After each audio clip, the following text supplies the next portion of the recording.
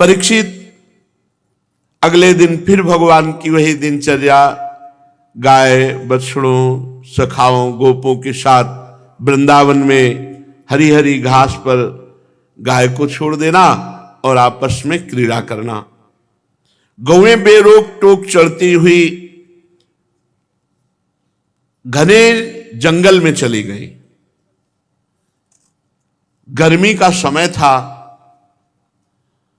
और मुंजा टवी सरकंडों के वन में पहुंच गई।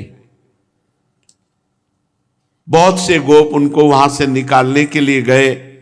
श्री कृष्ण बलराम आदि ने देखा कि गौएं दिखाई नहीं दे रही, अरे वो तो सरकंडों के वन में चली गई।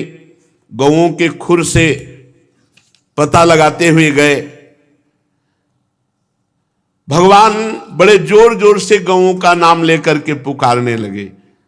गौएं अपने नाम की ध्वनि सुनकर भगवान पुकार रहे, हुंकारा जमाने लगी। ये हो ही रहा था कि आग लग गई। बांसों की रगड़ से दावानल प्रकट हो जाती है। और मुंजाटवी ये तो बहुत जल्दी आग फैलने वाली। समस्त बछड़े गौएं गोप सखा और बड़ी जोर की आंधी चलने लगी। सब ओर से प्रचंड ऊंची ऊंची लपटे जो सब जीवों को भस्म करने की सामर्थ्य रखती। ग्वाल गौएं चारों ओर दावानल से घिर गए। ये घटना कालिया नाग के जब दमन पर रात्रि में वहीं रुके थे तो एक ऐसी घटना घटी थी। ऐसी फिर घटना घट गई।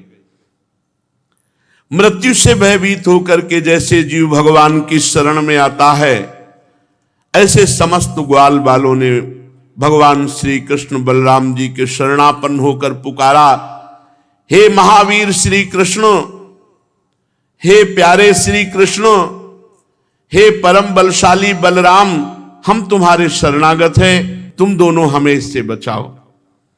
श्री कृष्ण जिनके तुम ही भाई बंधु हो, जो पूर्ण रूप से तुम्हें अपना मान लिए हैं, उनको कभी कोई कष्ट नहीं होता।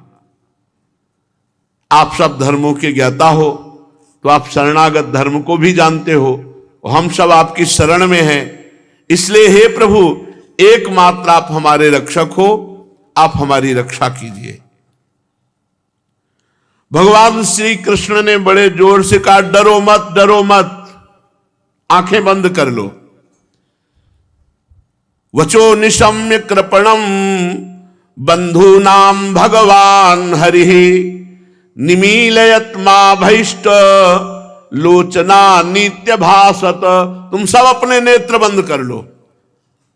अब आसपास बड़ी ऊंची ऊंची लपटे, आंख की मुंजाटवी, बहुत ऊंची होती है मूंज, उसे गांव में मूंज कहते हैं, जिसे इसे शास्त्रीय शब्दों में कहते हैं मुंजाटवी, उसे मूंज कहते हैं। कहीं कहीं सरकंडा कहते हैं उसे।